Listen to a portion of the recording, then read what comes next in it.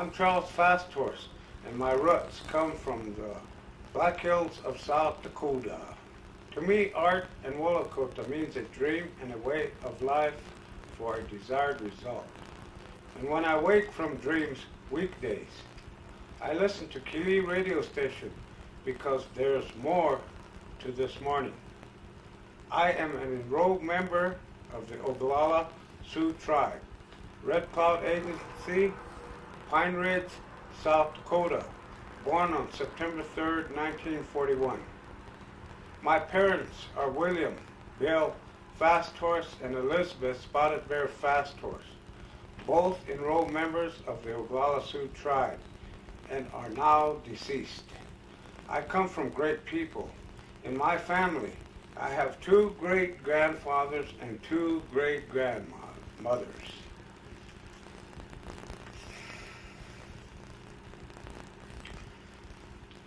My great-grandfather on my dad's side was William Fasthorse Sr., Joseph Fasthorse, and Sitzpurdy, Jenny Highbull and Blue Horse, Steal the Horses, Sitting Bear, and Goes Out with Red. My great-grandmother on my father's side was Annie Randall, and my great-great-grandmother was Amy Randall, and my great-great-grandfather was Grandpa Beeds, who was an artist and a medicine man. On my mother's side, her father was Thomas Spotted Bear, which is my great-grandfather. My great-great-grandfather was Thickbred, Lives Above, Bear's Foot, Rattling Iron, Big Voice Bear, and Weasel Woman. My great-grandmother on her side was Mary Dion. So, my elders and my grandfathers, like my grandfathers who fought in the Battle of the Little Bighorn when he was 18 years old, recited nature-related language out of age-old oral traditions passed on from generation to generation. When I noticed them, as they spoke with respect about the dream that was given to the indigenous Lakota people. They spoke of this dream of life, of these long-term goals in which we have to jump the hurdle in order to complete that. They spoke of the Black Hills, what it meant. They spoke of Bear Butte, what it meant. They spoke of Devil's Tower, what that meant. And the medicine wheel. They spoke of the 7 stars up there, the sun, the moon.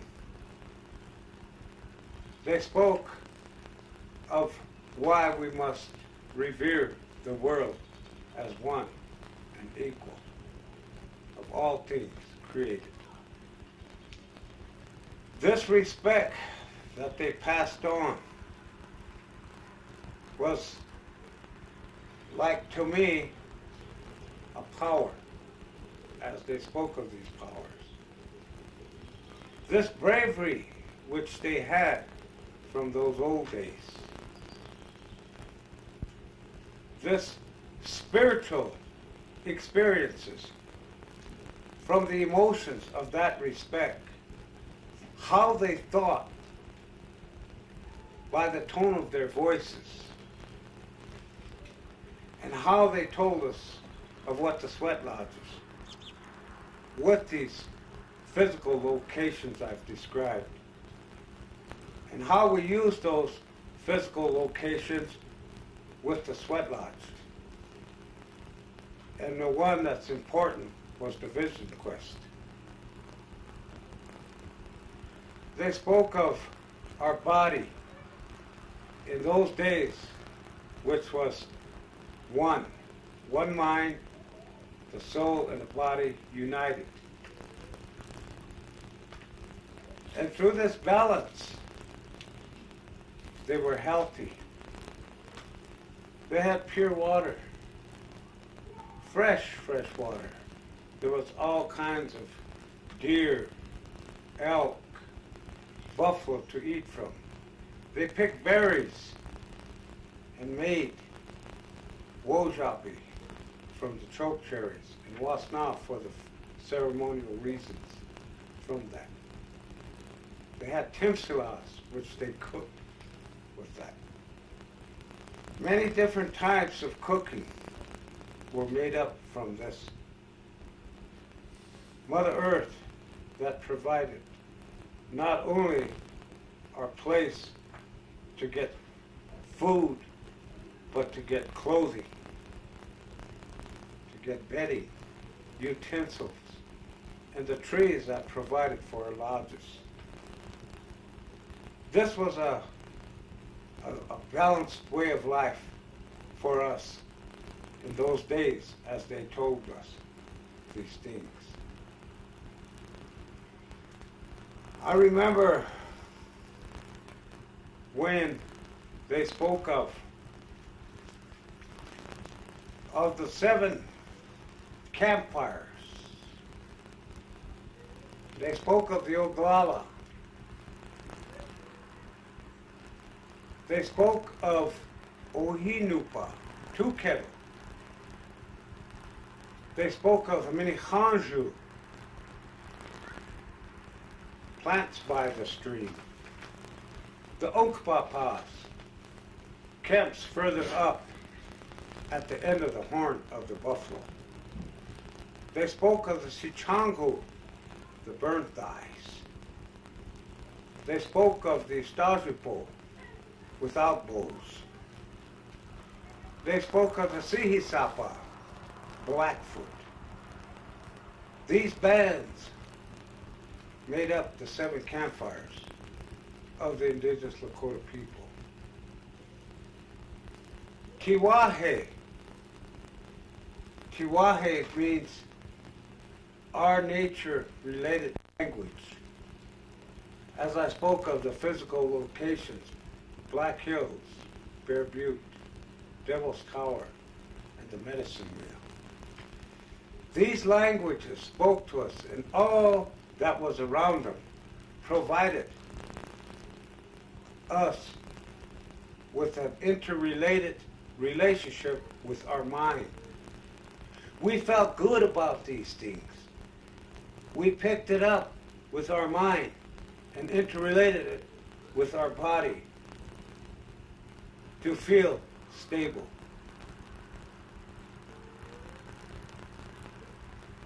Our body, as I said, came from that.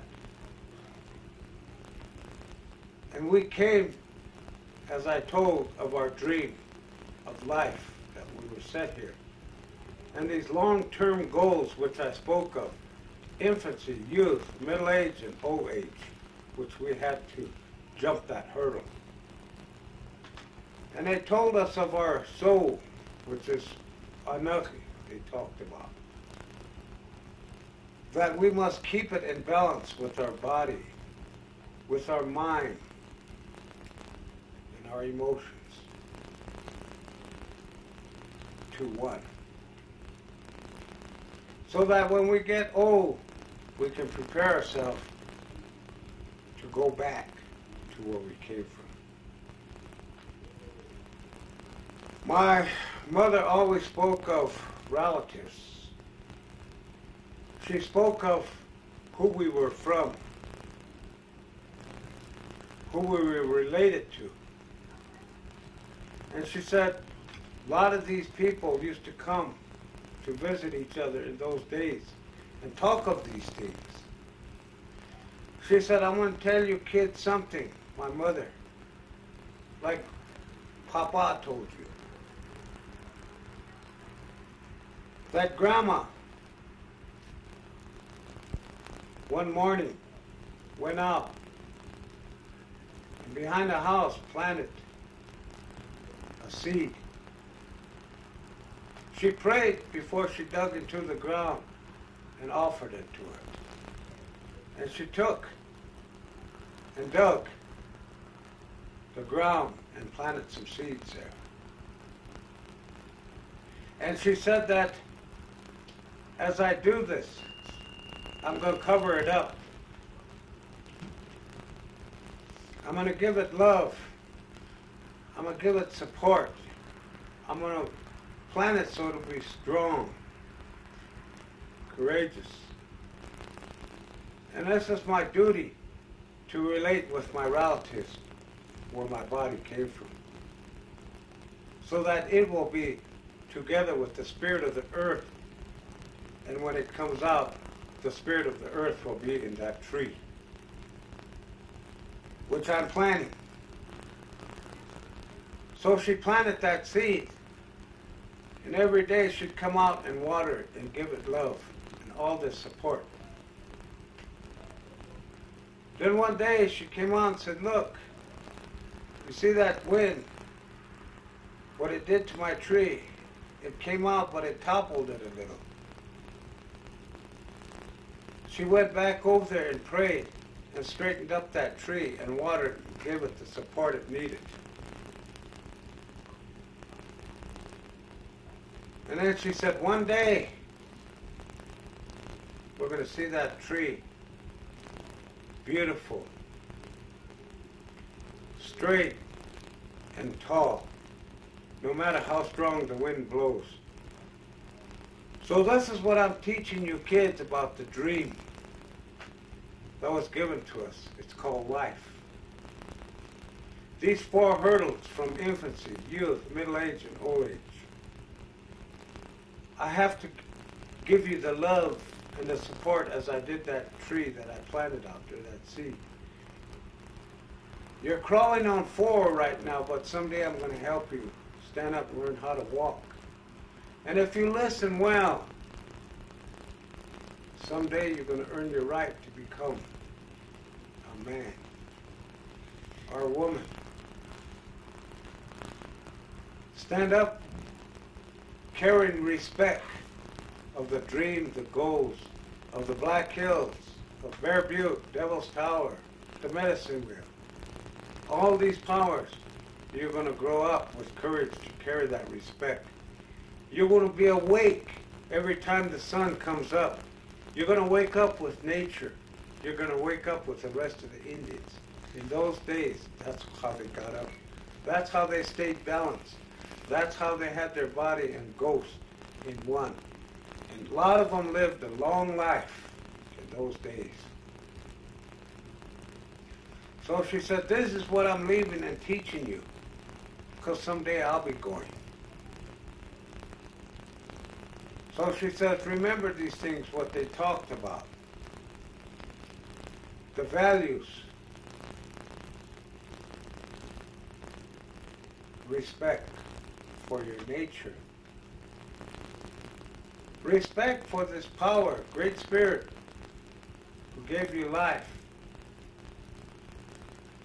From a baby to old age. Respect that. Respect this bravery. Do not let nobody take your courage away by putting fear in you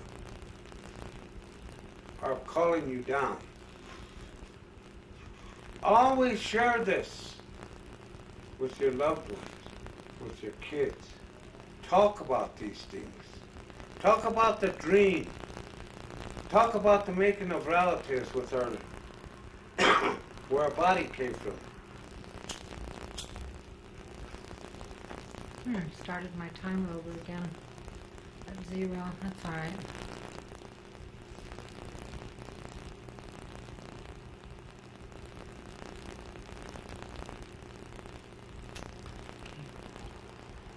So remember, from those physical places that I spoke of, remember the sweat lodge,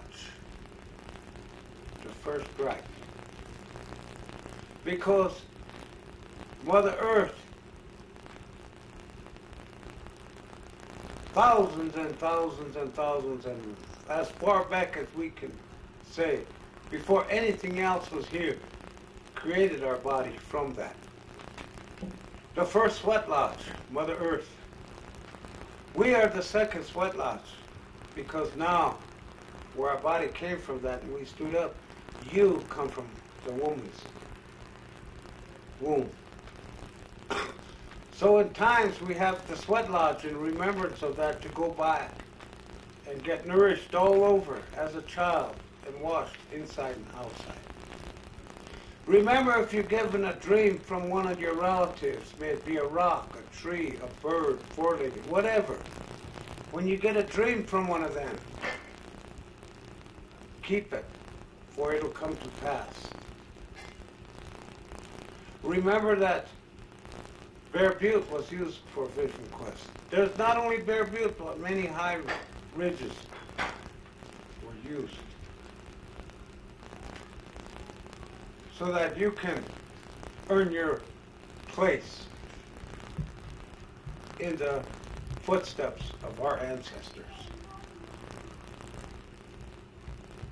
So this respect for that, and the bravery, and the sharing and generosity, free to make choices following older Indian wisdom, would be a great choice, the best one you'd ever make. Our kinships and our relatedness, not only with the physical locations I spoke of, but with our lineage, as I spoke of my dad and mother, grandparents, great-grandparents, great-great-grandparents. We had a high value for that truth and law, she said. Remember these things, and the old days are gone now. But we must remember those ancient dances, those ceremonies, and those legends. We must keep in mind of the sweat lodge, the vision quests. If you remember these things, you will gain ground each time you change from infancy, youth, middle age, and old age. These things that my mom has taught us, and even after we left the reservation, she was a great woman. She was a dream there, a flower that came from a cocoon, that came out and took her rightful place from infancy, youth, and middle age. She came out and she loved us. She took care of us like the tree. There were hard times, but she came and she worked and worked to make sure that we had enough to eat, a warm bed to sleep in, clothes to change, and go to school. She said, always go to school because there is no old age, but keep these things that I told you. Stay connected with these, but leave that out. Don't bring that in. You'll get shop up. It'll make you dirty up here. You'll get confused. And so she supported us, took care of us. She worked hard out here in the big cities because there was no jobs on the reservation. She quit school. She wanted to go Carlisle, but they didn't let her go. She graduated from 8th grade at Holy Rosary. If she went to Carlisle, maybe I wouldn't have been born. Maybe it was a great Spirit's way of telling her something. She lived a hard life. We had poverty. But she took care of our health the best way she could.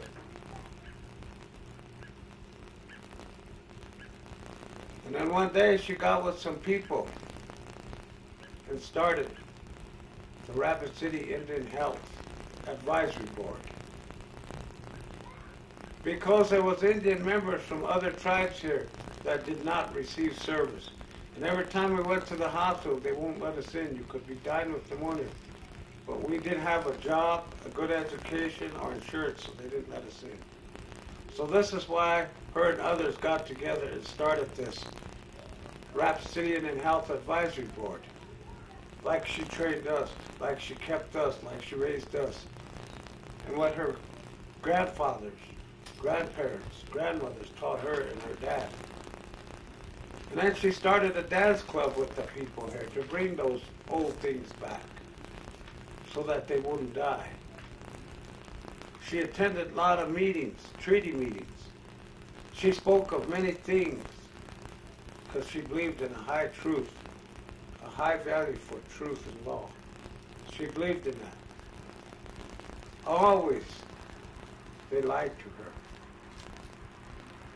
Always they would preach one policy and practice another when she would encounter with the non-Indian people.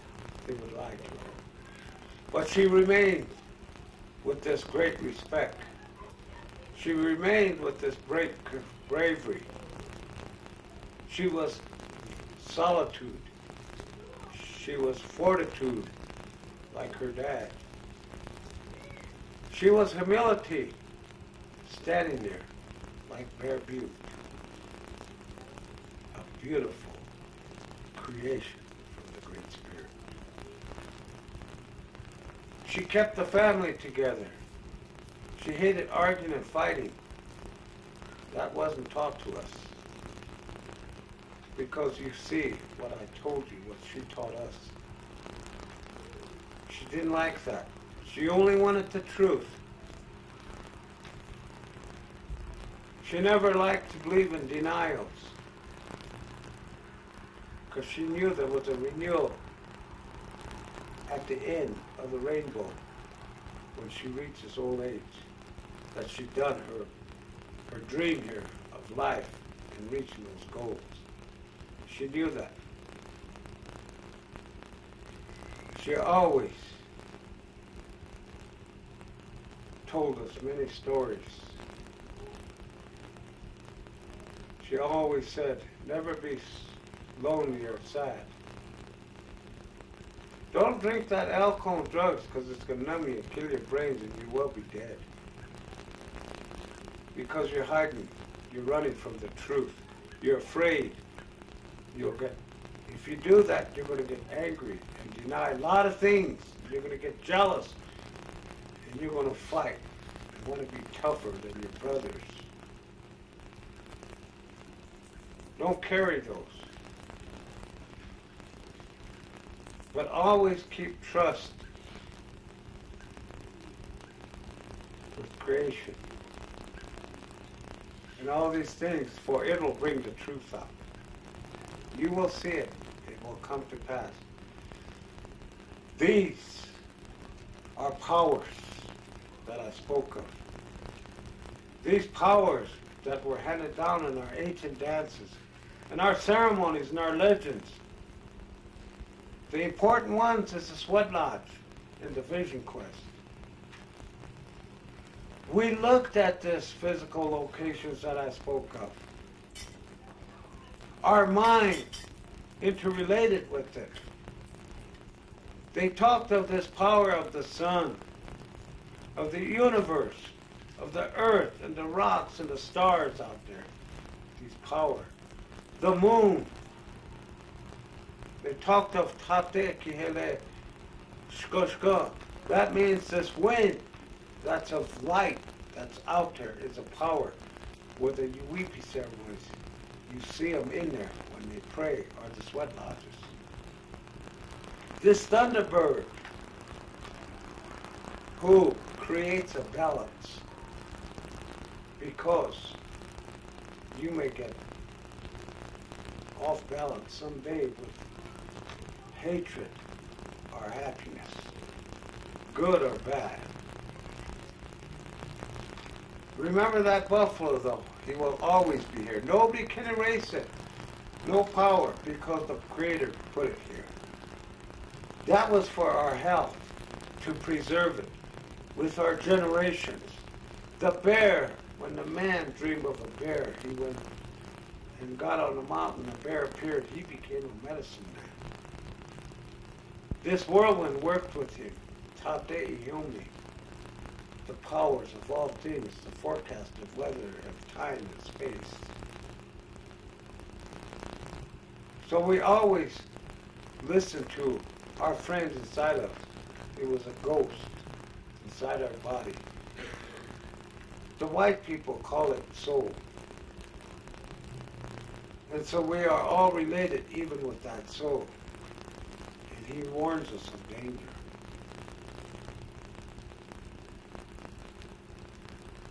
Remember these things. There's a lot of dances open, she said, in the tribals. You go to powwows. But there's some that are closed because of this spiritual religion that we have. We have to protect it. We have to keep it close so nobody makes a mistake. And the elders were the leaders who knew these things, who appreciated and respected those spiritual traditions and the significance of that occasion. They led it and ran it. So nobody would get hurt, that everything is still run in accordance from our ancestors way back, so that nobody would get hurt. This is the way she told us. She lived a long life. She loved us.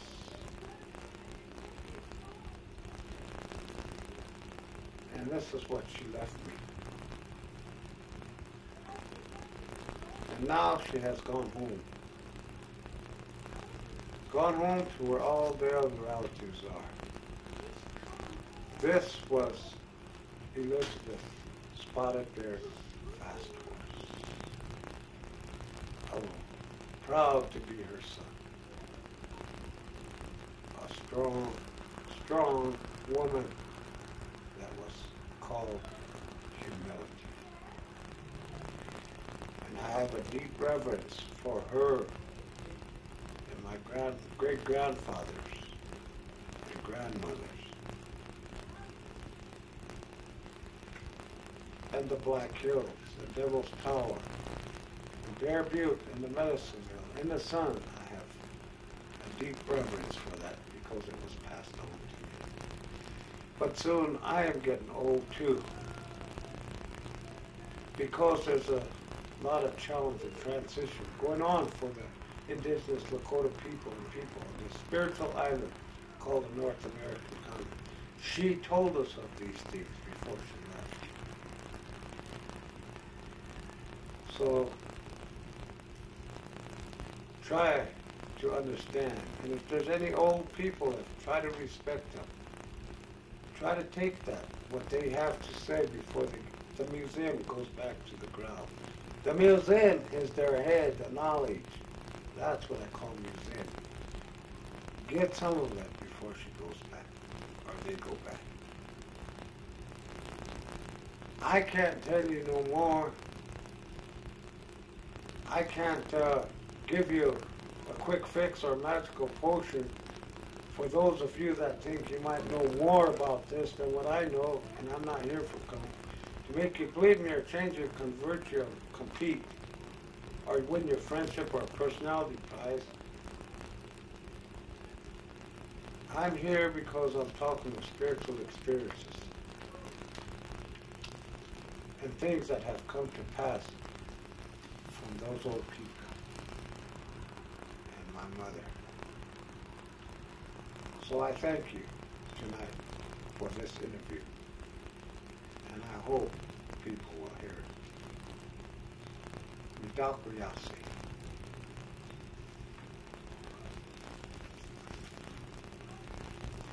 Is that enough?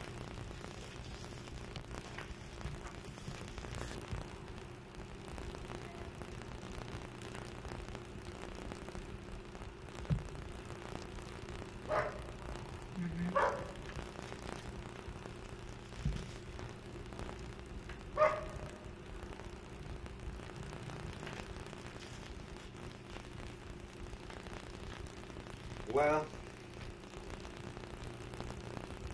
I guess I have to say my name again. I'm Charles Fast Horse.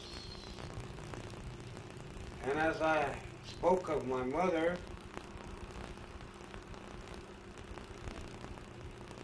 I will speak of my dad that will take us a long way. Well then, it is from this long way off that we will start in order to return back to reality and the future. Now I have the opportunity to talk about my father and how his characteristics were, his traits and quality were, that he received from his father, William Bill Fastor Sr., which is my great-grandfather.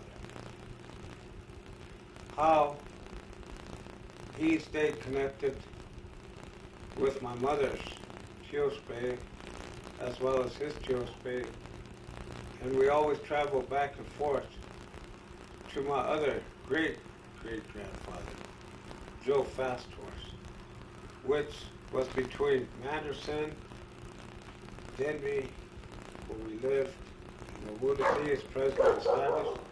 There's a place through there called Fastors Creek, where we all lived. And his wife, my great-great-grandmother, which I never knew, her name was Annie Randall. And my great-great-grandmother was Amy Randall, who was married to Todd Randall. Joe Fastors was married to Jenny Highbull. And the other great-great-grandfather was Sitz Purdy. Blue Horse, and my great-great-grandmother was called Reflection. We are a mirror of this nature-related language, so they named her Reflection, because she strongly believed in what I said that was passed on also. And Sitting Bear was a medicine man on that side.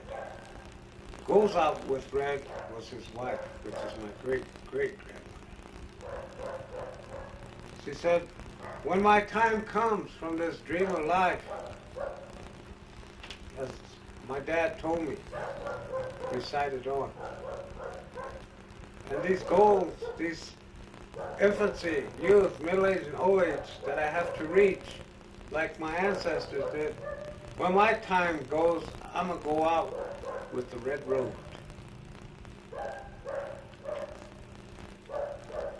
Of bravery, courage, so that I'll be awake to reach that road. That's how she got her name. Goes Out with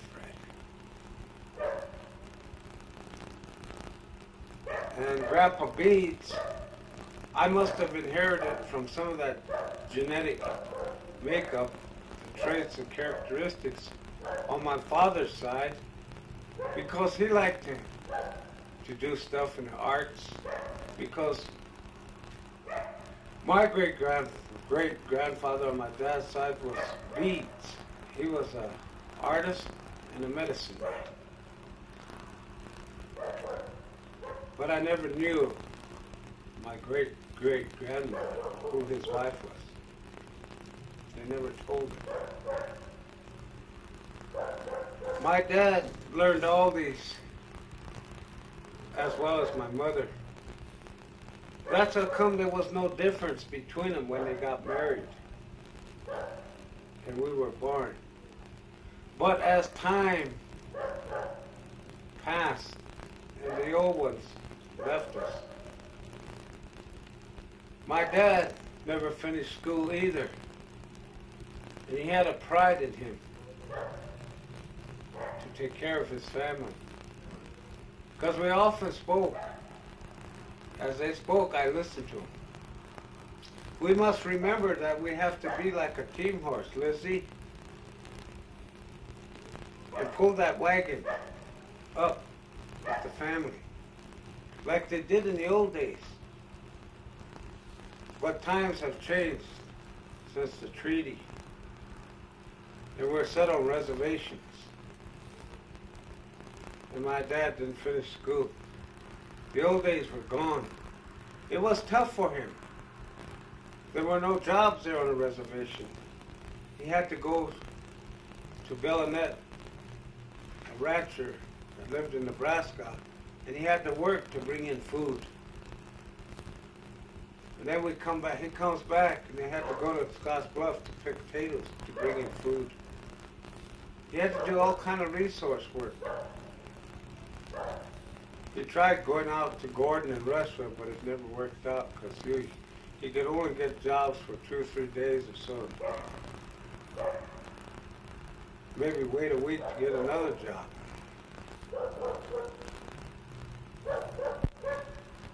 So he comes back with what he had. And he had a tough life.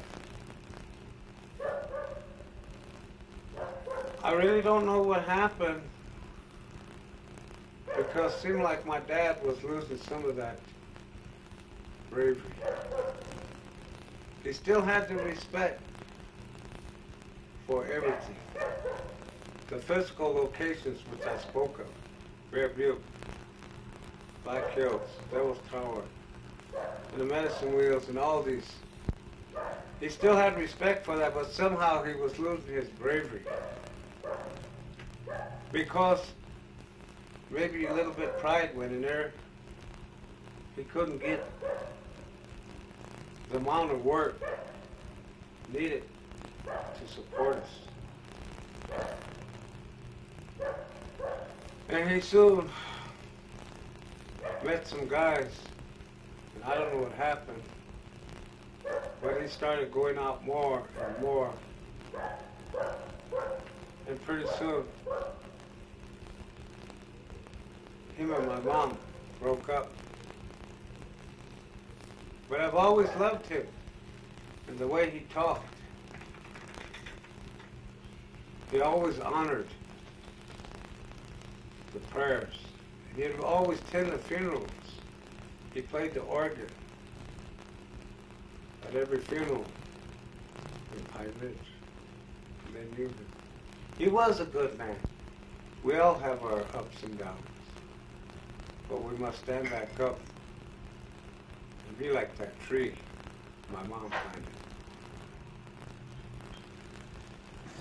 But times were rough. And it's out there that's probably split my mom and him up because he didn't qualify. He couldn't find the jobs in order to qualify to bring in what we needed, and he needed for his family. So I got to know my dad real good up until that time. It was hard to see him not around anymore and him not coming home. We'd always ask, when's Daddy coming home? Mom says, I don't know when.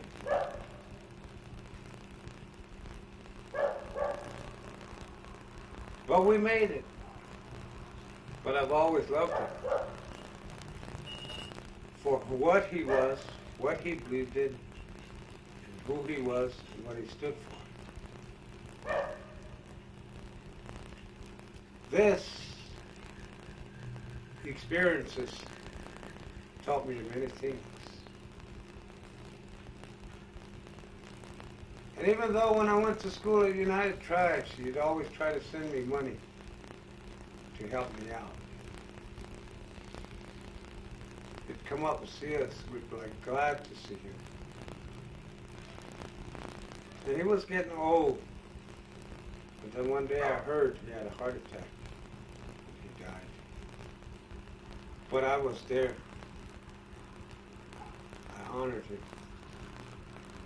I did my respect. I stayed strong.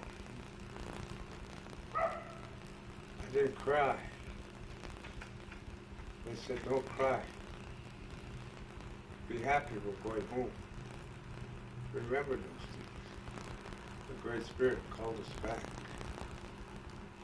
You too will come back someday. So stay strong, he would always tell us. But keep going. Keep going, no matter what happens. Because you're going to have to get an education. I wish I did. But times change fast. It was too late for me to go back to school to earn a decent living. But I tried. So you must plug on. So I remember my dad through all those memories when we lived together. And he helped my mom. They worked together as a team to support us because they loved us. They wanted only the best for us.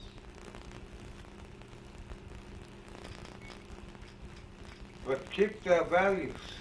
Remember these things. We can't live the old way, but keep these because it's hard to be an Indian in a non-Indian world now. So you have two fights. Keeping who we are and what we are, and keeping that reflection of the sacred pipe in the Black Hills and all life as united,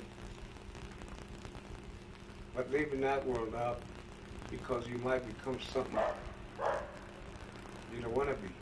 Because you're already born somebody, he would say. Don't forget that. So we remember him. Of all the good things that he stood for. But we don't remember the bad things because what happened didn't come from our world. It came from that other world that put that on him. Maybe if those people out there listen to us, my ancestors as I did, and my dad and mom believed, maybe if they shared the way they talk and about the future and talk, maybe if they believed that, like I did, and shared this, maybe what happened to me is proof of that and how I got to where I am. And maybe we can go in to this future that's coming together with respect and understanding of each other as they wished and dreamed. But I can't understand why they think that way. This dominant society. Why they put fear in you of your belief of a God if we don't believe it. Why they're selfish. Why they exploit the land. That's my mom and I would talk about it, my dad. And the natural resources. Why are they doing that? Why is a lot of the animals being killed off and we don't see them anymore? Why are they trying to be more powerful than animals and creation and us? Why are they that way? What makes them think that way? We can't understand. But maybe when we all die, we'll go back to the real world, where it's better. But in the meantime, like my dad says, remember these things. And like your mother and her dad said, and Joe said, Uncle Joe fast toward, and my dad, hang on to these because it could get you to the end. And it's tough. Maybe that's why I never had kids. Because I always had to believe in these things and look at my security and try to make it. Because we never had money. We never had land anymore. Some of us never had a good education. We never had a fat bank account or a lot of these materials to use. We never had that. So it was tough for us. And I know what my dad was saying and what he went through, because I've went through that. And what my mom did with an 8th grade education to try to provide a living for us, a security. It's hard.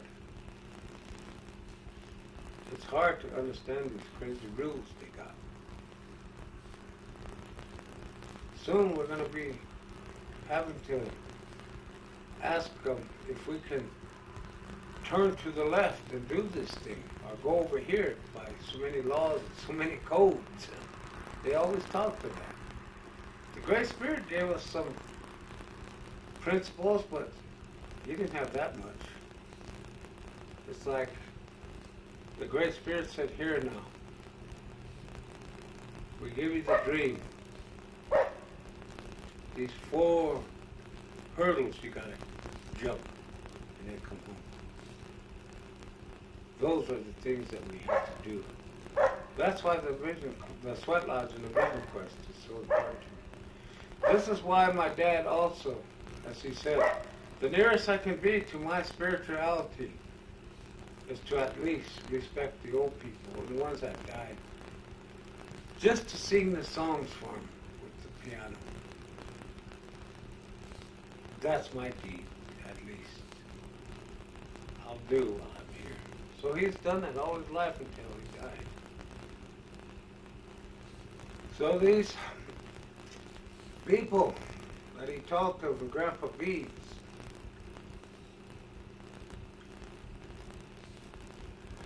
was an artist and a medicine man. That's what I became. Maybe on that side. But before he died, he made a pipe and gave it to me, which I still have. He left it. And that's what I know of my dad. Up until his death.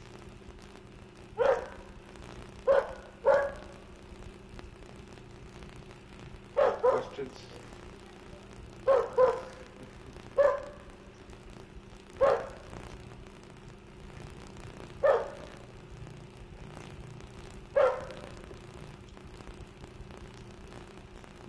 No, I don't have a lot of questions. They'll answer. I'm really glad you're able to. Because I've told you about everything here. Yeah.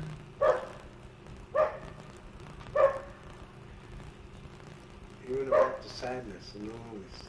I told him how to go up. You see how it's still here? Oh, yeah. It's been imprinted.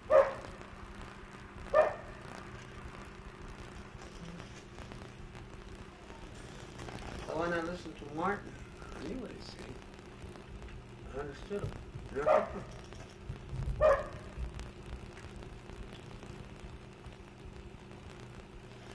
Turn it off.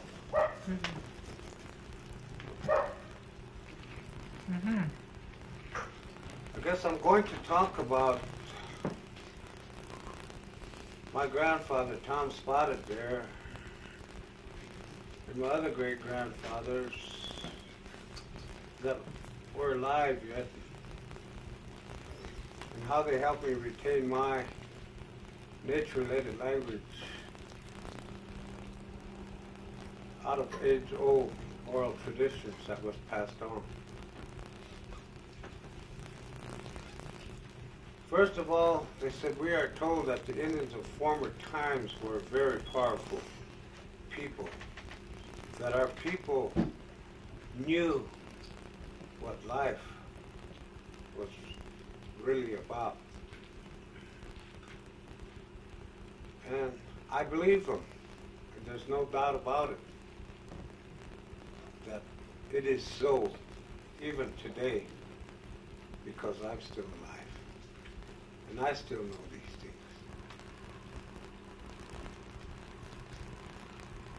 When I used to watch them,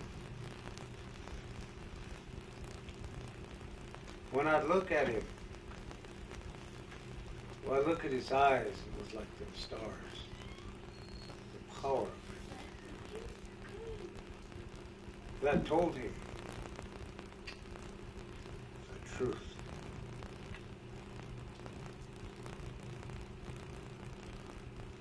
When he'd sit there and talk or stand up,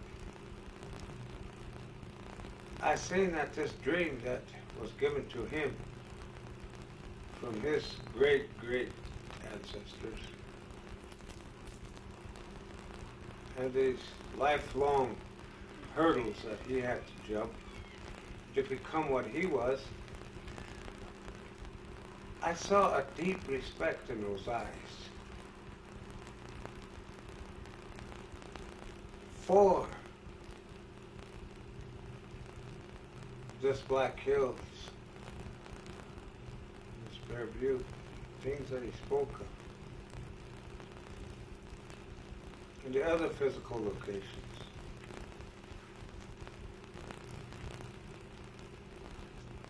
I saw how strong he was, his voice.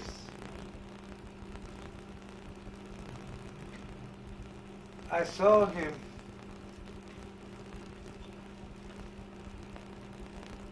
as a man that believed in these practices, customs, whatever you can call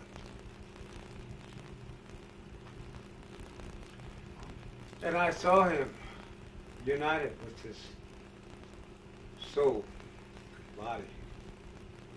And as he stood up, I saw a deep reverence of equalness with this nature-related language and himself, a connectedness, an interrelationship.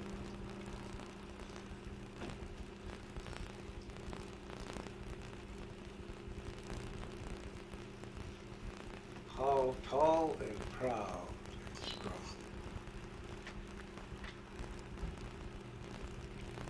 And when they spoke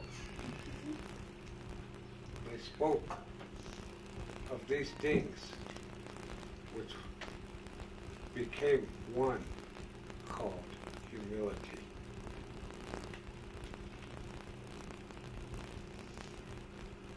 These people, and as he talked, I could see him traveling back to what was given to him. He said the people, the Lakota people, had an odd reverence for nature, a desire to share too. And for many Teospes of the 7 campfires, which I named, were free of oppression and class stratification. They said it was always told to him by the ancients from the beginning and passed on from his great-grandparents, great-great-grandparents, and great-great-grandparents, whom I spoke of, that the land was to be shared, not owned, because it was nature, related and powerful, and belonged to everyone. And that the animals, and the trees, and the herbs, and the water were very precious to us for survival.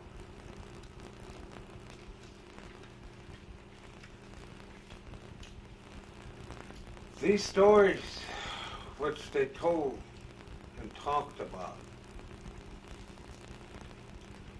if we consider the old way of life as he was relating it to me,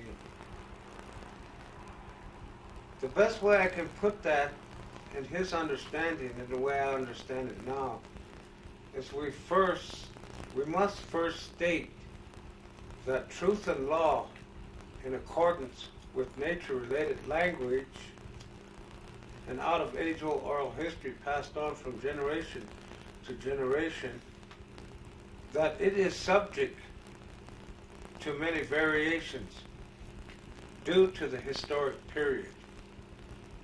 That is from 1492 to the present, and the scattering of tribes.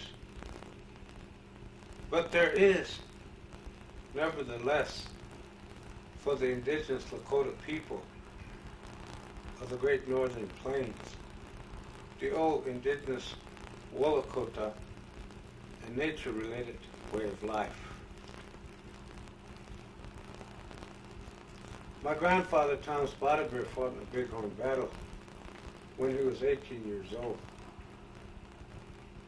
It is said that because of the show space and the family relatedness with Tiwahe, as I named it,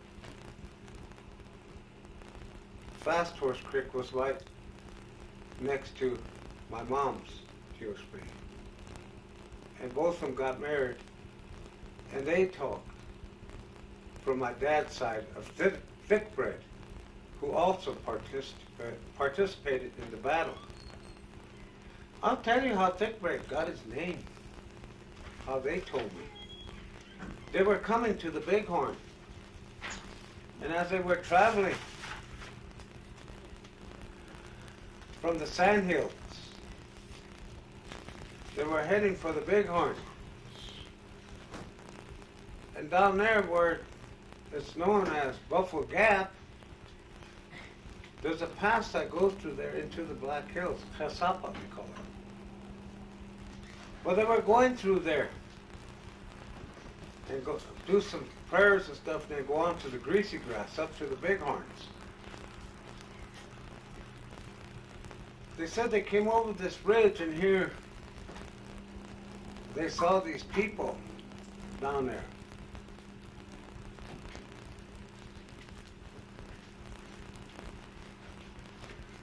And some had long dresses on and something over their head.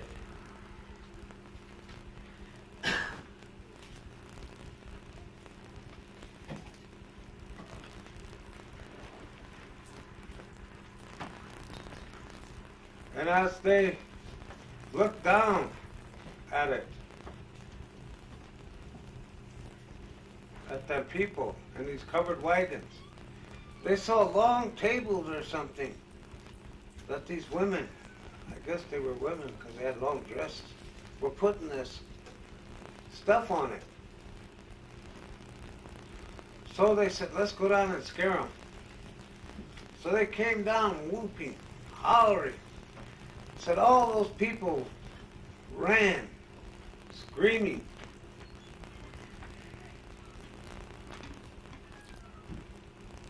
So when they came up there and the others chased them, Thick Bread jumped off and he touched those things that he saw the ladies putting on there. And they were soft. They smelled good, so he went and grabbed one. And here he pulled it apart, and he smelled it, and it smelled good. He tasted it.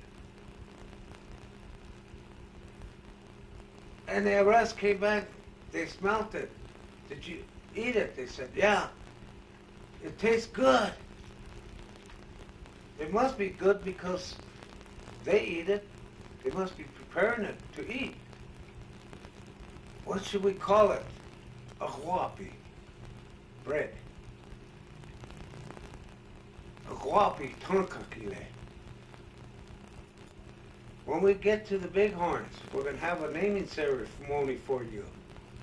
So they named him that, Thick Bread, because of that.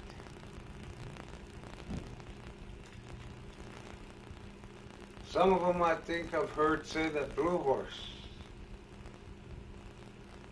Sitting Bear, and Bearsfoot participated also in the Bighorn battle.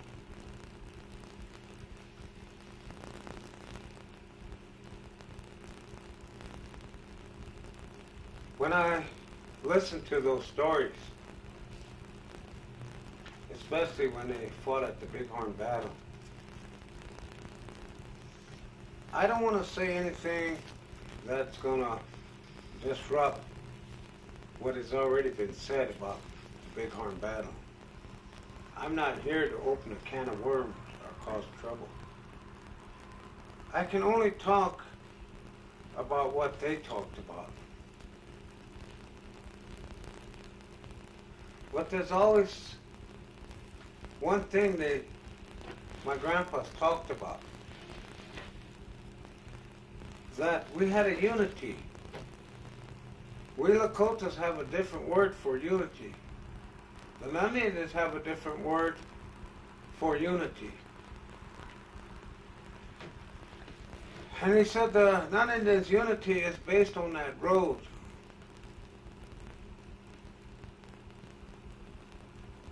It's based on that piece of paper.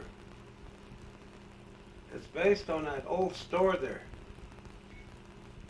General store. It's based on a highway. It's based on a speed limit.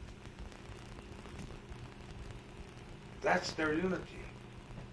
Our unity is based on direction of space, the sun, the gravity, today the electromagnetic force, which is light, which we call the Uwiki lights, or sweat-lodge lights, and the weak and strong forces. And they said, always remember, when our ancestors stood up after crawling on 4 legs, like when you come out of your mother's womb, and we earn our right to be a man and woman, the pipe was brought. They call it, there's many names, there's many versions. And I'm not saying that whoever talked first to the sacred white buffalo calf pipe have their versions, and another has a version. But what I heard, and what I heard about the sacred white buffalo calf pipe is that our Lakota go hand in hand.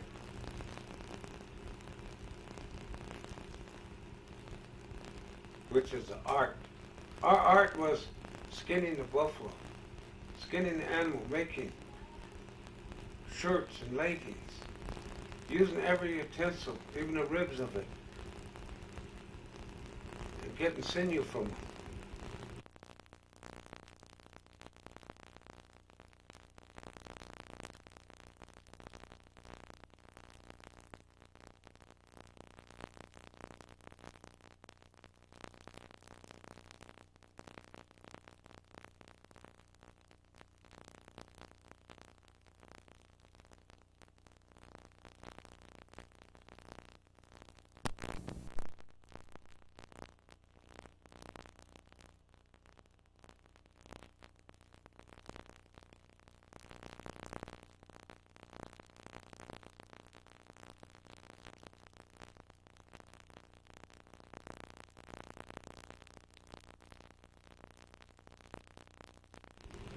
Using every part of that buffalo for our eating utensils and blankets and robes and storytelling of our events and feats that are painted on the buffalo robe.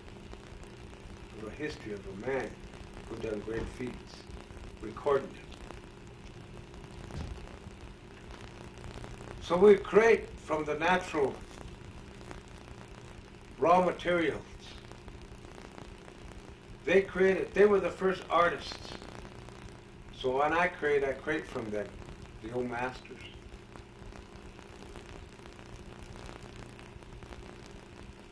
And sacred pipe, as I mentioned, are the original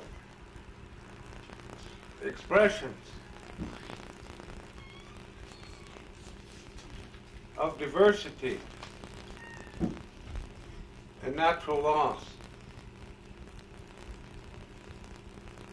A mirror of our inherent qualities.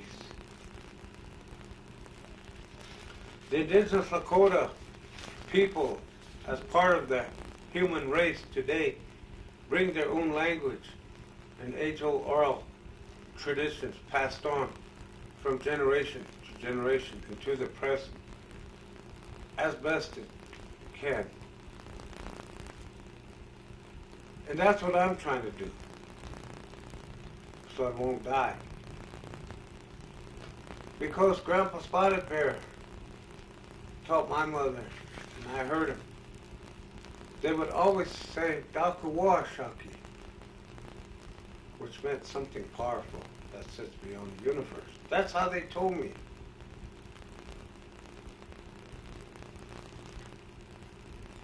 That we pray to him. That we pray to these four faces of the four winds. that we stand on this peak to gain more insight. So this Daka Washati will hear us.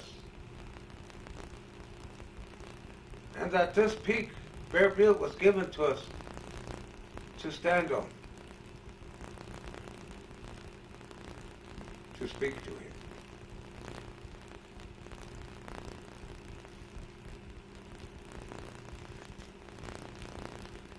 They always told me about a nation nearest the sun.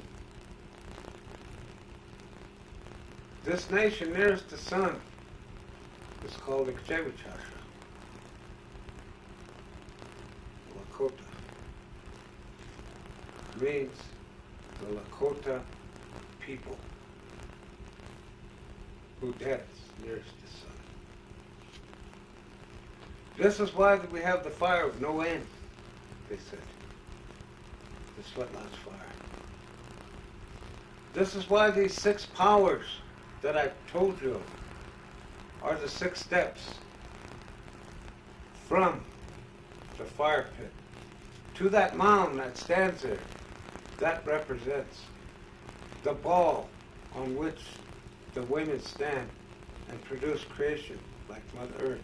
Because we put the buffalo skull on there, that represents the sacred white calf pipe. This is why Devil's Tower is a symbol of that. And of 7 generations. Our generations means different from your interpretation of generations. That's why we are connected with 6 powers, and it's called the mind. And so this means a lot if you listen and understand it. And that ball, that white ball that we stand on, because the women stand on it and produce creation like Mother Earth, that ball is a replication of the moon. They always said when it's a full moon, and to stay in Wolakota, concept for a way of life, for a desired result, which means our body and soul must be in balance for the 4th leg, which is old age. When a full moon was here, the baby born, like a deer or others, if it's a boy, it's going to be boys all that month. That's how they said that. Same as a girl. If they're born, it'll be girls all that month. This is why it's important for that mound. It's important because the pipe's there. And when you load that pipe, it tells the truth. No matter how much you think you're powerful and lie and deny, it's going to bring it out. And we will see it. We don't have to ask questions of you. And this is why we have 4 steps leading into that sweat lodge, which is infancy, youth, middle age, and old age. So this is what they left me and what they told me. So I went out, told my grandfather, I had a dream. They said, what'd you dream? I said, I saw these hills, big rocks, blue sky, an eagle. I saw these trees, these wagon track going up to it in a house. And I looked, as I was going up toward it, there was a black-tailed deer standing there. As I started to run toward the house, he ran with me. I still remember that day when they told me to hang on to that dream. Well, that dream came to pass. When I went on the mountain and had my dreams, and I came down from that mountain, not for what I am today, but for what they showed me, and what my great-grandfather, great-great-grandfather, great-great-grandfathers, and grandmothers recited to me, plus my mom and dad, and what I'm speaking about. To be a reflection of that and hang on to it, it will lead you to the end. It came to pass So I went and I took from this nature-related language, this natural raw materials that they used that I described, and I brought the art out to let people know who we were. To see what I can make of it in the future. And today, from those teachings, I have got that dream because it's where I live now, in the Black Hills.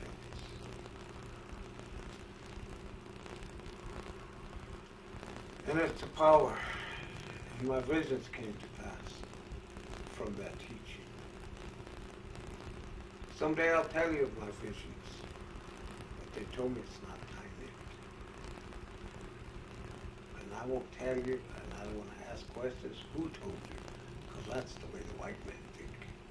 He wants to get information, take your power away, say, this is me, let you know who's boss, and use it against me. So it's best we don't say it right now. So these are some of the things that they've left me in the old stories. All things come to pass. We come, we go, but nature-related language and creation always leaves. Go. Thank you. There you go. I'm going to talk about the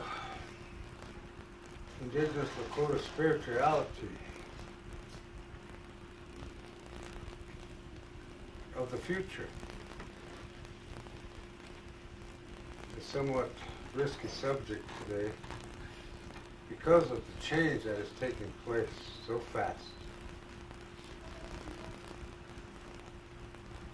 I think that, as I explained who I was, my father and mother, grandparents, great-grandparents, great-great-grandparents, I think they knew that what this world, this universe, and what life was really about.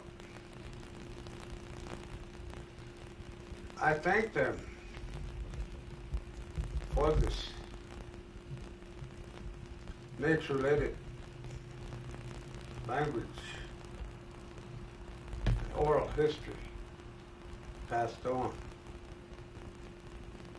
as we've discussed, from generations to generations, of the principle that they spoke of, Shaki, which means something powerful. There's a power.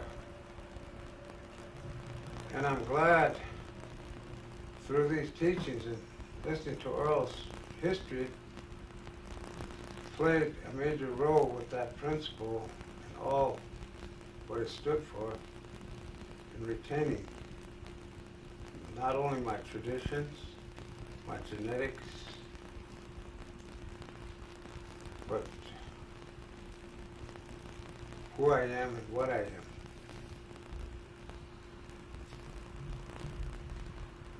When they talked, I don't think I've ever heard them lie. But it was like the language that was passed on from way back, from the ancients, the beginning of that, and up until now. And it reminds me of like when the sun comes up and the sun goes down. Reminds me of fall, winter, spring, and summer. Never changing it as they have, but speaking the same tone. And it's like through that they became just as powerful as what the very symbols they were talking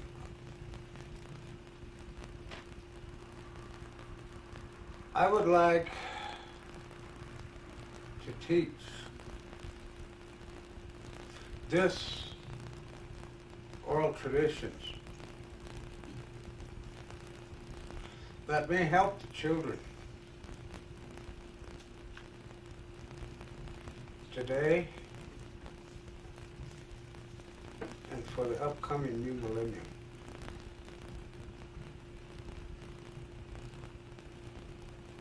As I mentioned about the 7 campfires, one important thing based upon this Dakota Shaki, something powerful that sits beyond the universe, that I will speak about of this supreme being, whatever it is Tiwahi.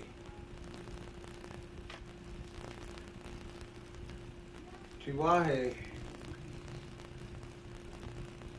is the respect that I have for the sun, for the earth, for the rocks and the stars out there.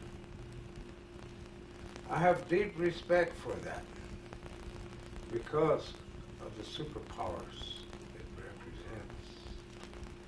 And listening to the old people, I see that in the eyes of my grandfathers, the shining star.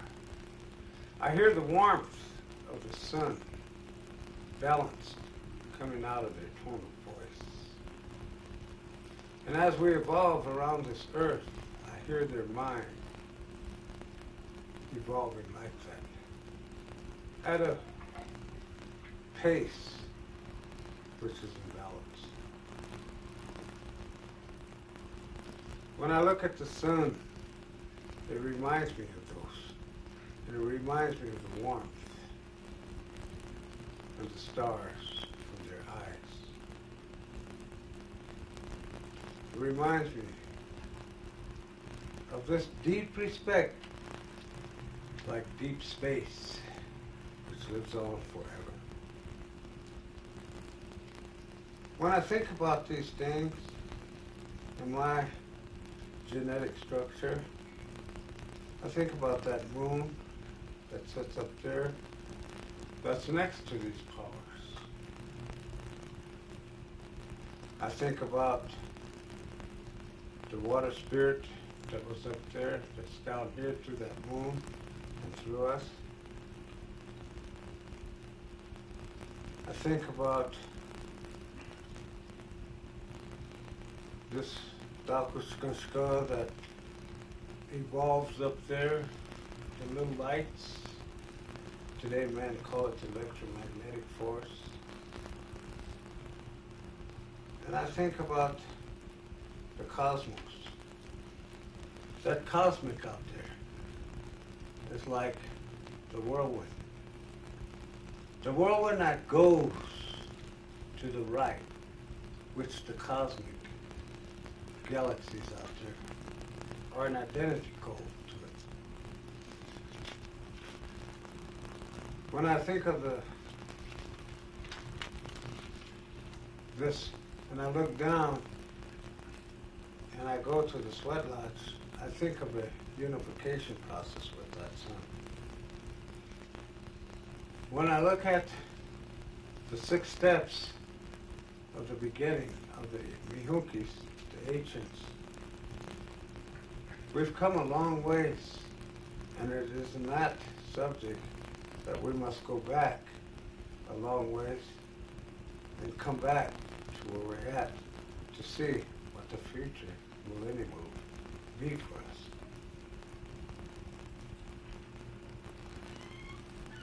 So this fire and 6 steps of generations, which is the 6 powers that we know of in the directions, cardinal points, the longitude and latitude, altitude, time and space, which is simply west, north, east, and south, above and below. I think of the 6 powers that the moon shared with us, and the water spirit, and this cosmic out there, that whirlwind that always goes to the right. I think of our 6 powers too, the mind. And so when I see the mound, I know that the fire pit works with the sun. And I know that the mound works with the moon for generations, which is between the fire and the sweat lodge. And for the third representation of that symbol forces, we have the buffalo. This is why we put the buffalo skull on the mount.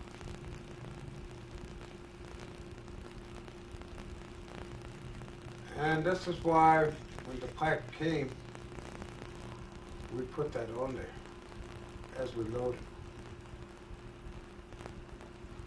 And it had rules and laws which went with that, and the rights in which to conduct ourselves with our family, the Tiwahe, we call.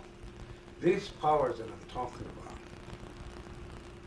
and the sweat lodge, which works with the moon, Devil's Tower, and our generations for the health. When I look at this body made from the fire and the 6 powers and the sweat lodge and generations with the moon and the sun and the buffalo skull sitting on that mound and the pipes, I look at our body as a servant in which to carry this master around, which is our mind, spirit, and brains. And when I look to the soul or the Nahi, we must be united with that Nahi, our body and soul. Because first we have a soul, and second we have a ghost. When I say that about the soul and the ghost, we are a reflection of our ancestors from that genetic structure. That's the ghost of the past. We, our body, and our mind and brains are a reflection of that ghost of our genetic structure from the past. When I speak about the soul, there has been maybe over billions and billions of souls that have come and left.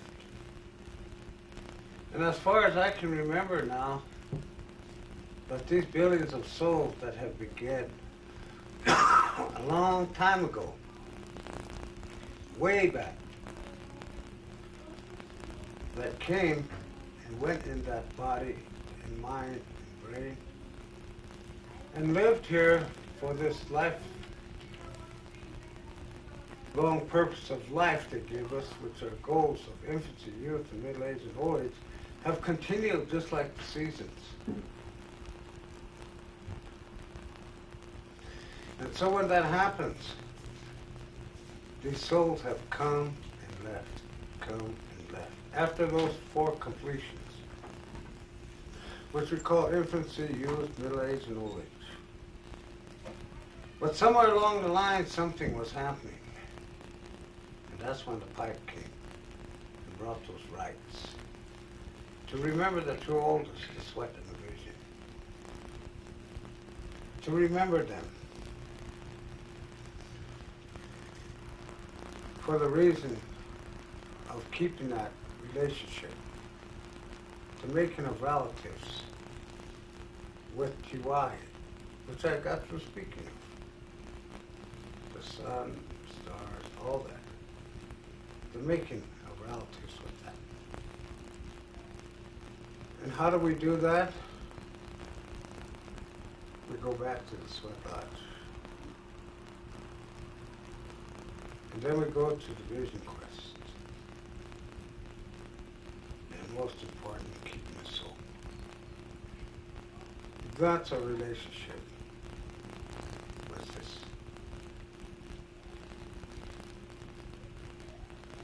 When I speak of spirituality, when I speak of these things, the Lakota's religion was contained within the ancient dances, ceremonies, and legends. For the Sioux, after being born, and at a certain age and teaching this to them, they received a dream. A dream from maybe a deer, an eagle, a bear, a flower, whatever, telling them to hang on to this because this will come out in the future. And so at a certain age, they would go in order to make this relative their companion, which they might dream of a deer or elk or bear. In order to make this relative a relationship with Tiwahe, which is the universe up there, the powers up there that I spoke of, and down here, the sweat and the buffalo, and they're all weak forces. In order to go back to make that interrelated relationship, we had to go through the sweat. We had to go seek this dream, and we go to an elder who was full of spirits, good spirits, that knew these things, and hand him a pipe. And then if he accepts, you tell him what he wants. If he asks you what you want, you tell him. So if you ask for a vision quest, you go through the sweat lodge, purification. You go up there on a mountain, and you remember your soul is very important up there also. So you ask that you give this dream, maybe to better yourself up there, whatever you're doing, to protect that soul. So a lot of Sioux always used to go seek a vision, from which these symbols that I spoke of supernatural powers came.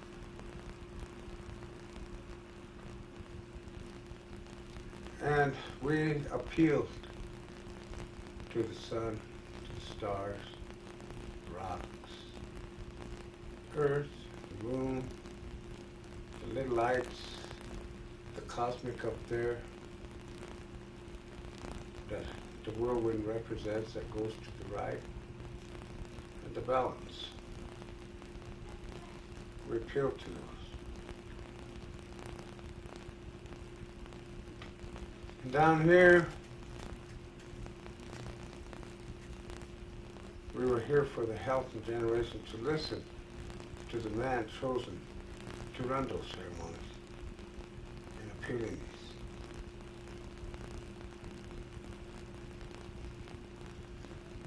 So we used to pray to the thunders and the lightning, because they come in terrible forms. They can come to the right, or they can go to the left. Just like the cosmic up there. Those are the tornadoes. Those are the whirlwinds down here that cause great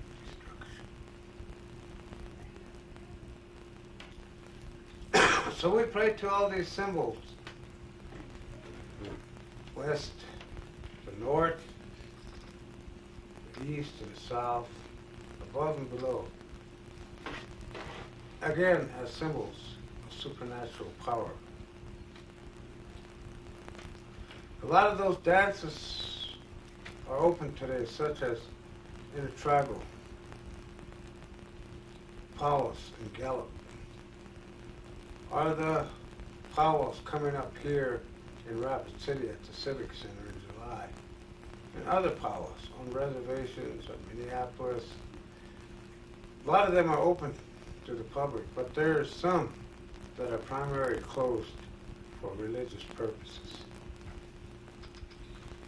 and who are respected by these elders who conduct this spiritual significance of the occasion through tribal law given to us. way back.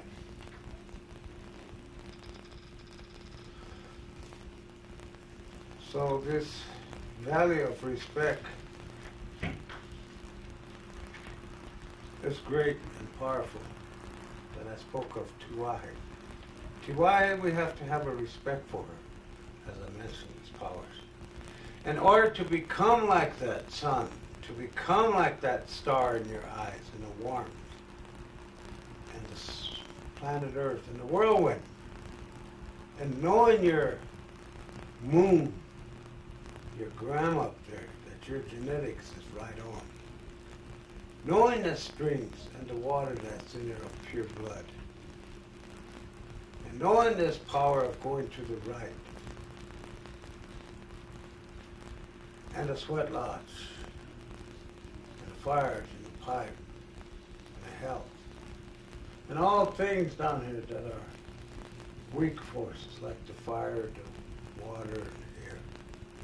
Knowing that respect and becoming like that is how I saw my grandfathers. Humility. They stood like Bear Butte, Harney Peak. That was humility. A ghost from the past. Evolving, ever evolving, generation after generation. So this nature-related language out of age-old oral tradition, passed on from generation to generation, I found out what it meant for the second value, bravery. Because as I listened to them, and as I spoke of this Tiwahi, and I spoke of this relationship making of relatives, and I spoke of this respect for it, and coming to bravery if you listen, and listen well.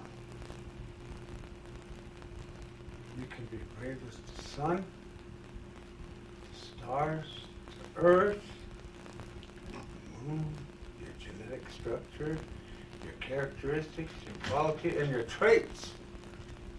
You can be tough like that sweat lodge fire, the rocks that are heated, the water, the thunders that come in terrible ways. You can be tough like that. That's bravery. That is the old bravery. So like I said, can I teach this oral traditions to the children today from the past so that we can go into the millennium with that without disappearing from this earth? Can I bring this value back of sharing and generosity? It's pretty hard today. It's pretty hard because some of them have different dreams. They're a reflection of a mirror. Like a mirror, you look in your reflection. Maybe you're a reflection of a mirror of a melting pot, a plastic, a robot. Maybe you become that reflection. But I chose to have my reflection of what my ancestors left me. This sharing and generosity is strong.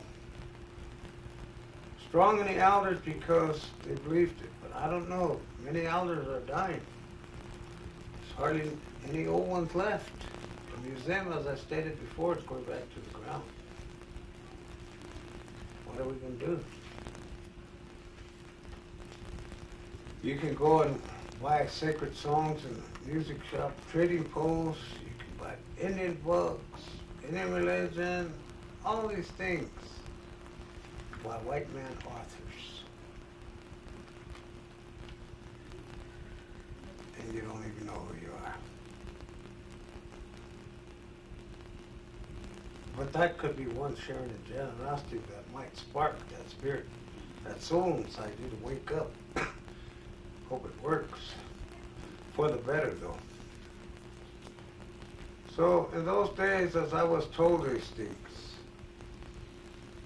and how I teach the children, you're free to make a choice following older Indian wisdom or becoming an elder. And that's your choice. You want to go this way, to the left, or you want to go to the right. That's up to you, if you listened, or if you didn't. Because if you do, you will know this tiwahe, you will know this relationship, you will know this value, as I just explained these values of harmony. You will know what harmony is. You will know the principle that I talked of, the Supreme Being, about the tiwahe, the relationship and the values. You will know why them 7 stars were set up there, the natural order of all things. You will know why the 7 stars are set up there, called the Big Dipper and the Little Dipper. You will understand why the North Star is set there, and the Evening Star, and the Morning Star. You will understand those. You will know that if you get a handle on these things and understand these principles, you will soon start to understand that you are a kinship and related to these powers. This is how we got our grandfather's name, Tukashla, the sun. Unchikihe, what? The moon. Ina, the earth, our mother. This is how we got our names. And our old people called their names. That's how we are kinship and relative to them. So this people, the Indian people, I don't know. And I can't answer that question. There's some things I can answer, there's some things I can't. But as I look at the reservations, and I go into the cities and listen to the urban Indians, if they know these things, why aren't they doing it and keeping it up as the old people, our ancestors, did?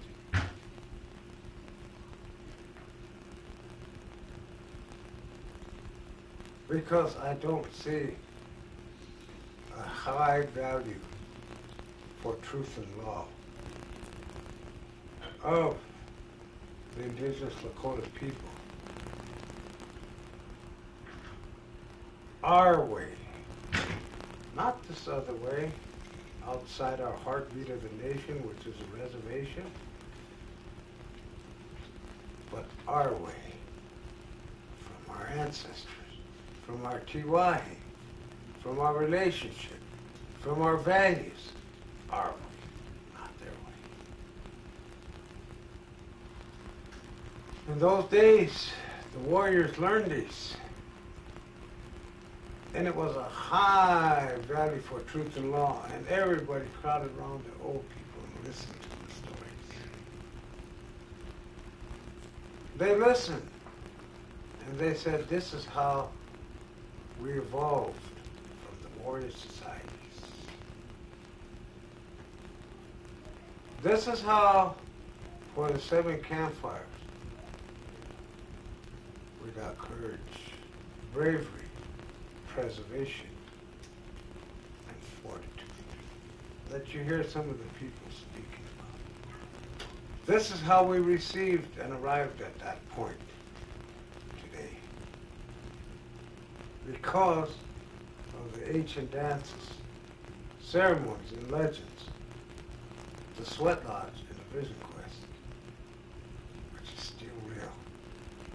Because of the sun, the stars, the earth, rocks out there, the moon, the electromagnetic force, the cosmics, and the air out there. You know why I know it's the truth? You know how come it's still alive? Not because of me, because I forgot to tell you. That sacred stream.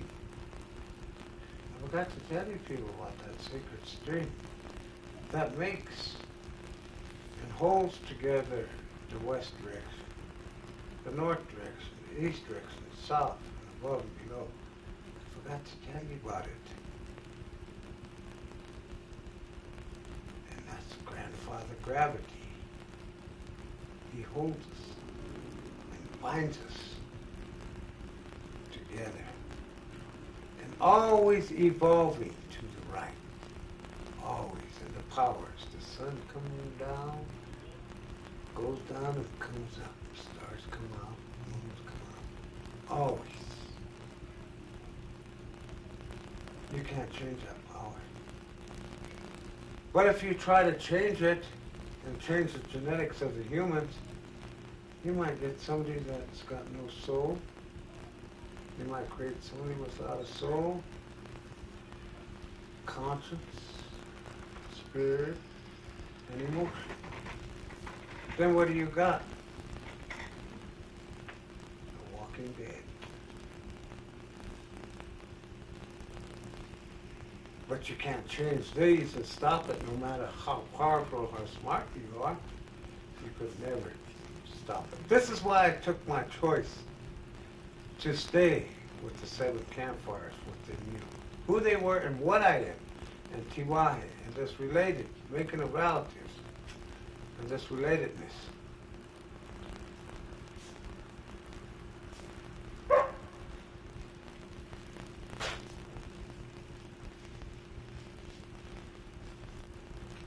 So, I'd rather be with the winners about these things. Because the sun and the universe and earth and rock, my mind is attached and bonded to it. How? Because there's 6 directions. Like I told you, west, north, east, and south, above and below. So too, my mind has 6 of them. These directions, which I use correctly. That's what keeps me a relative to them. The moon, the tate, light, the thunderbird, time and space. The buffalo, the elf, the preservation, the bear, the whirlwind, the cosmic force above. That we unite down here because we have a whirlwind down here too. Just like the cosmic force up there. So we have a reverence for all these powers, these superpowers, their associates, our buffalo friend, and all weak forces, seen and unseen that move, seen and unseen that move down here. We have a reverence for that. We have a reverence for the ghost. We have a reverence for the body. All things created and related that are equal. This whole universe. Like a tree, a pine tree, a cottonwood tree, a willow tree, a chokecherry tree. You plant them and put them with all the other trees, some big, some small. But do the pine trees say to the chokecherry tree, hey, you don't belong here. You belong over there. Because you don't look like us. We're bigger than you. No. They're wise. They're smart. Because they understand one thing. They all come from the same root. Just like the human race. Being part of the human race, I understand and know we all come from the same root. And if I'm a liar, then let's get a white man, a black man, a red man, and a yellow man and say, hey, how come you got two eyes just like the rest of these guys? How come you got two ears just like them? Nose, mouth, arms, chest, legs, body just like the rest of them. You all look alike, but the only thing different is the color of your skin. That's how come I know that. We all come from the same root. And once we get that understood, maybe the differences and the symbols to communicate to one another will fade away and fall away, and maybe we'll have some darn good weather. Maybe the lights will twinkle in the sky, those stars, and the sun will smile. Maybe life will become balanced, and maybe the things will come back and we'll have a replenishment of many of the herbs and all these things that have faded away. But we need to do it in a correct execution of this. And we need this leadership by the older Indians and their wisdom, who fully appreciate and respect the spiritual significance of the occasion. We need people who understand these lines of who I am, what I am, where I came from, and how I came to where I'm at, in order to go to the fourth leg of the buffalo, the millennium. We need to understand that. But I hear too many things about the sweat lodge, the vision quest, Sundance. My grandfather says, remember, Charlie, never quarrel about that pipe, never quarrel about that sweat lodge, never quarrel about that Sundance or vision quest. And I sat there because he said this Catholic priest might tell its follower not to go to this Protestant church, and this Protestant church preacher might tell its follower not to go to the Catholic church because they don't know the way. Only we know the way, and we hold the key to it. They don't know nothing. So when I start hearing the Indian people quarreling about this and talking about these things, they remind me of priests from the Catholic church, Protestant church, Mormon, maybe, I don't know. But they sound like that. And then they get the politics in there. Who's going to be on their side, the Republican or the Democrat?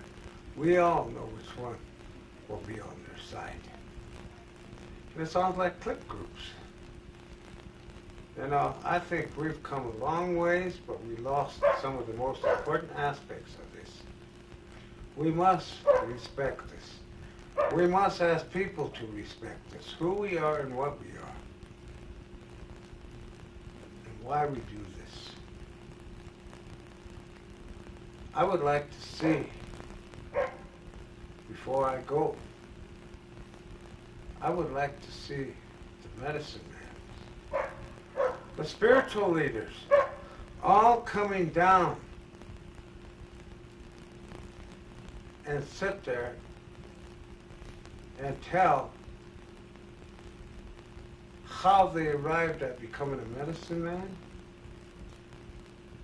who gave them the power, and how they use it and what they learned. And we'll talk about that, as I mentioned back. For the Sioux, I can't speak for the Western Indians, Northern, Eastern, or Southern. There are other tribes, but for the Sioux, I could speak for them. How to become a medicine man, how to run a sweat lodge, how to put them on a mountain, how to run a Sundance. You know, those are questions that has to be brought up. Because these things are very important to us today. And why I say it's important today? Because I look at this, a thundering revolution of modern mythology, modern traditions, and modern legends New theories are rapidly changing cherished notions about our Lakota universe. Ever since Dances with the Wolves was made, Black Elk Speaks, American attempts to understand the Lakota Sioux because they're looking up in the air and they're saying something's wrong. And they're asking themselves, who am I? What am I? What am I becoming?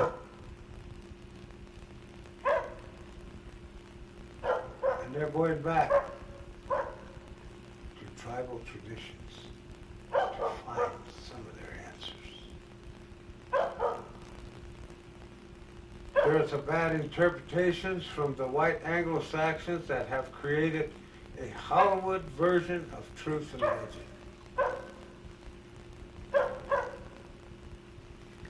When I see some of these shows about the Mohicans and Crazy Horse, I don't see that mountain. I don't see that humility, as my grandfather said. But somebody else putting some script in there and telling them what to say. Kind of like losing that respect, kind of mellowing them down so they don't look as courageous and brave as related with T.Y., making of relatives. They don't look like that. They don't talk it. So ever since that happened, not only South Dakota,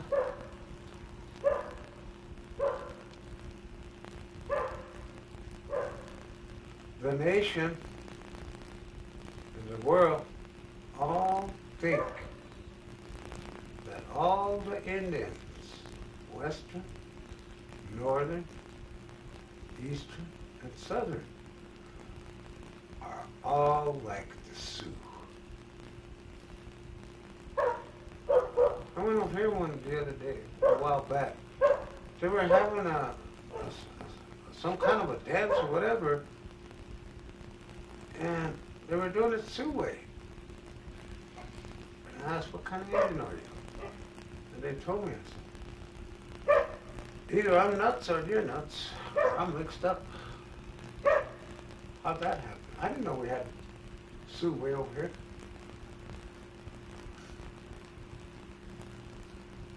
And I'm not trying to get down on anybody, but in order to stop these things, these storms, just think of what it's doing to the nation. Think of what it did to California and that vegetable crop went on. Think of Florida, the fires burning down there. I think it's time now that something's warning us. Something is sending a message through these. And we're not awake. We lost who our genetic structure was. We lost our generations. We lost that courage, but was mellowed down with fear. We are numb today through this. We are asleep. I think we better wake up because these rains and these tornadoes and these fires, they're trying to tell us something. Because when Bear Butte came and was burned, when it was there and it was burned, the warning was not heard. But I heard it. It was not heard. Quit playing with the pipe. Quit playing with the sweat lodges. Quit playing with the visions, the sun dances. Because look what else is happening out there. Repeatedly, the powers come and they said, wake up, wake up, wake up. Remember who you are, who your genetics are. Remember this courage to preserve this land with fortitude. Remember that. But nobody woke up. Now they're coming. They're sending a message. But everybody has another interpretation, just like I said, bad interpretation from the white Anglo-Saxons have created a Hollywood version of the truth and legend. They have classified all Native American Aborigines as the same. I think we better wake up. I think we better get back in balance. I think maybe we better start behaving. Maybe the powers will stop. It's kind of a way of saying, hey, wake up. Wake up down there. Nobody's awake. And this is why I wonder what they have left me, as I discussed. And I try to tell people, but they're not listening. Am I the only one going to walk into that millennium with all this crap not following me? Or how many of us are going to take that crap into the millennium of the 20th? And as we talk of the 20th century, we have to go further back because the 19th century is involved. And then we have to go further back because of 1492. And then come back from that. I mean, are we going to take all that into the 20th century? I think it's time now where we go back and find out our genetic structure. I think we wake up with bravery. Play H, they say. Stand up. Be accounted. Be a reflection of what our ancestors were. And wake up. Wake up with the storm. Wake up with the sun. Wake up with the moon. Wake up with the birds and the animals. Wake up now. Because they're trying to tell us, but we're not listening. So this, what I'm talking about is what I learned and from my dream as a child. Not listening to anybody but what was put in my head. And I had my visions, and they came to pass. And I was called upon to the vision quest. It happened back at Wounded Knee, where I was raised, learning these powers, learning my environment, and learning the school environment. Two different things, which was right and which was wrong. And when I came up, before I went to the vision, it's like I crossed a threshold of time. And my grandpa says, don't look back when you go. Keep going. And I crossed that threshold of time. I went to the left road for a while, but I woke up. And I said, I gotta go the right way. There's more to this life than this. Whether I'm gonna be a gallon of spoiled milk. Nobody will like me or want to smell me. That's when I met Martin Hyber. He came and he says, the Spirit sent me to you. And that's a long story that goes way back. But we talked. To make things sharp, I asked him to put me on the mountain, Bear Butte. And that's where it happened, in 1975 of August. The first night I got all my visions. I'm not here to make anybody believe me, change them, or convert them, or win friends or personality contests. I don't care.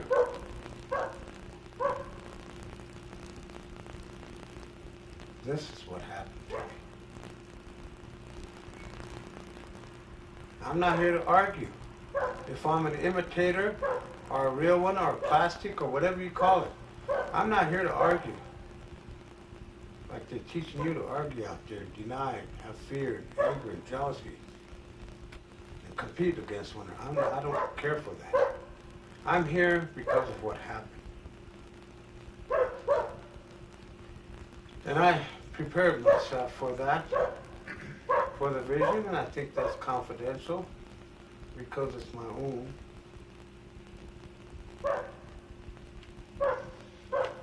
And I went up in Bear Butte in the second week of August of 1975. And that's when it began. And I saw these visions from the west.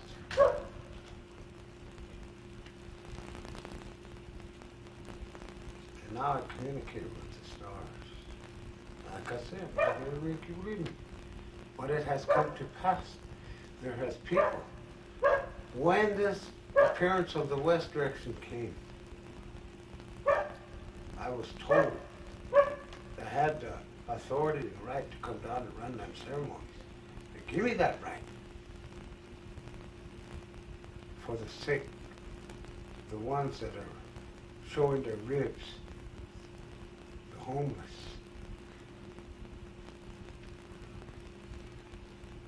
To come down and pray for them. The ones that are having a hard time, pray for them. Pray that they have their babies. Pray that they will come back and leave that bad water, steal cigarettes, tobacco, everything alone. That they come back and drink the pure water, the good water.